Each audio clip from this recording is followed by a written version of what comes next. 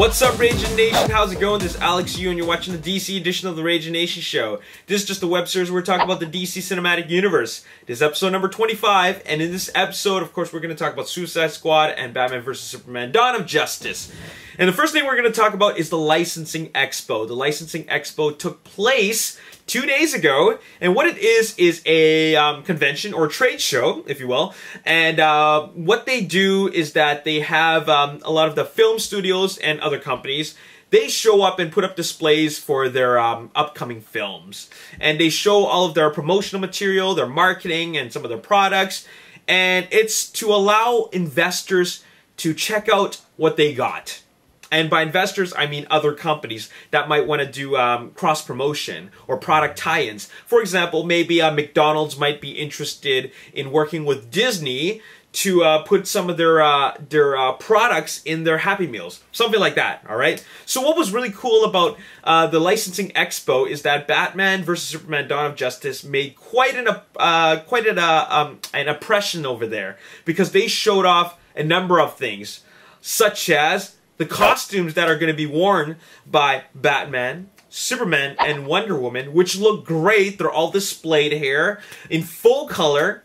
And we've seen the Superman costume, so nothing really special there. But here's a really detailed look at the Batman costume, as well as the Wonder Woman costume in full color, where you see the gold, the red, and the blue, and not just the brown as it was shown last year at San Diego Comic-Con. So now we're getting an up-close and personal look at the costumes. But what's also really, really cool is that they released more information about the Batmobile. And I gotta say, after seeing more and more photos of the Batmobile, I gotta say it's growing on me. As a matter of fact, I might have to say that this is the best design for the Batmobile in all of the films. I'm talking about, you know, all the Batmobiles that came out in the first films, as well as the Tumbler, and then this one. I gotta say that it's a mix of the original Batmobile with the Tumbler. They took the best of both worlds and combined it into this thing, and it looks really, really cool.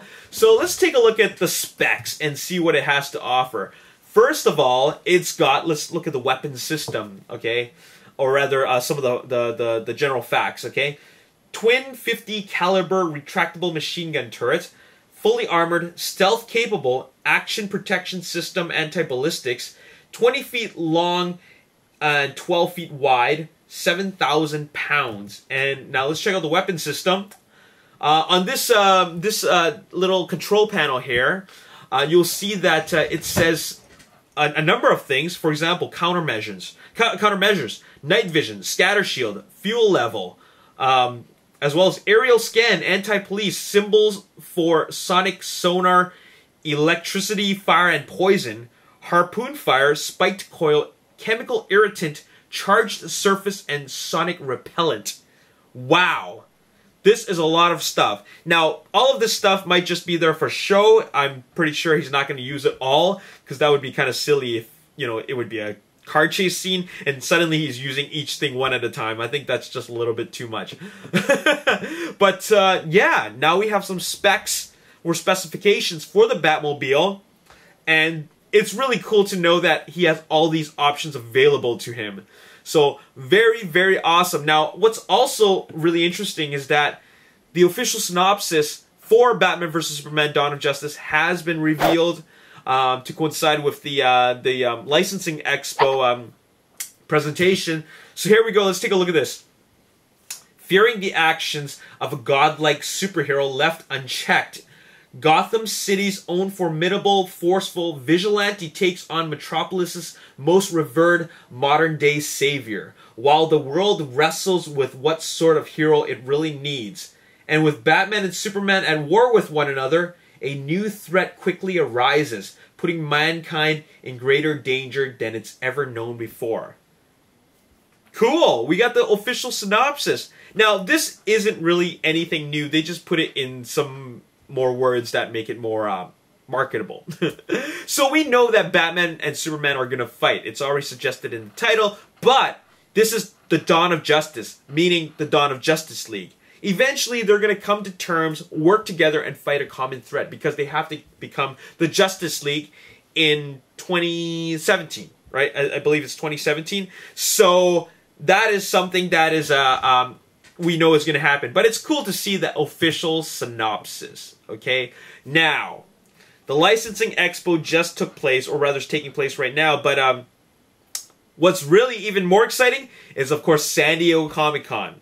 Apparently, DC, or rather Warner Brothers, they're really going to make an impression at San Diego Comic-Con at Hall H. If you don't know what Hall H is, it's the biggest hall at San Diego Comic-Con where they present their panels. This is the hall that the fans line up 24 hours for. They get inside there and they watch all the big panels, because what they see is the big presentations from the big major films, such as Star Wars, of course, Suicide Squad and Batman vs. Superman Dawn of Justice. And of course, last year there was the big presentation for Avengers Age of Ultron.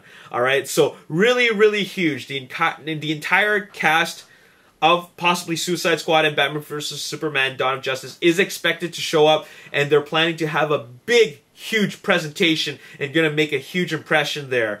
Because a lot of people are still thinking that, you know, there's the fanboys who are saying that, you know what, Warner Brothers is really, really not doing a good job right now. But we haven't really seen anything, so I'm going to remain skeptical. But I personally believe that what they're going to present to us at Hall H is going to be mind-blowing, just like it always is. So, very, very cool. You know what? If you are going to San Diego Comic-Con, make sure you go to check out what they got to show us at Hall H, okay? Apparently, Marvel isn't even showing up. They're so hard at work working on Captain America Civil War that they don't even have time to make a presentation, which is totally fine, because Marvel is always a winner. Okay, no matter what they do, it always turns out to be crowd pleaser. Okay, so they don't need to show up, and I feel that Warner Brothers needs to really make a positive impression on the fans to gain back their I guess their trust. All right. Anyways, so that's what's going on at Hall H and Batman vs. Superman Dawn of Justice. Now let's talk about what's going on at Suicide Squad, and of course they're filming right now in Toronto, and what we're shown now is Will Smith as Deadshot with his mask on. Before, we saw a promotional photo of Will Smith as Deadshot with his mask on, but we never really saw him wearing that mask while he's filming on set. Now we're getting to see that. And what's really cool is that we're seeing this scene of him rappelling on a like down a building, but you know that's Will Smith, okay? There's a couple of photos where they snap the photo of him actually with his mask off. That's Will Smith, not some stunt double. They can get away with doing a scene where they use a stunt double, but that's Will Smith. Just like how Ryan Reynolds, that's him as Deadpool. Even though they wear a mask, they're not going to cheapen things out. We're in a time and a time period and a day and age where a lot of the actors, they are not afraid to do their own stunts, and I really, really respect that. So that's Will Smith right there.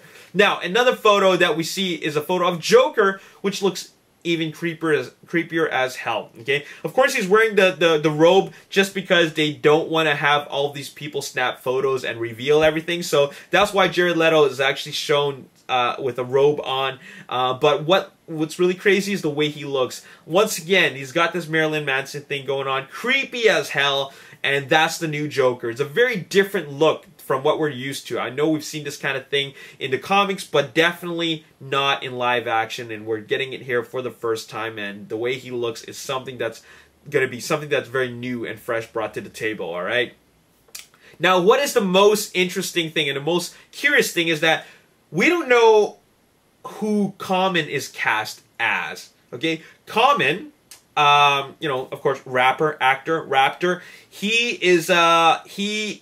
has been cast for a role in Suicide Squad, but we don't know what. But now we're seeing him in his role for the very first time, and I don't really know who he's supposed to play, but I did a little bit of research, and apparently there's some reporters saying that he could be one of the two characters, and that is Bronze Tiger or the Tattooed Man, which is apparently a Green Lantern villain. The Bronze Tiger, in the comics, he actually worked for the League of Assassins, okay? But then, Rick Flag and Nightshade, they rescued him, and then he was deprogrammed, and then Amanda Waller recruited him to be second in command in the Suicide Squad.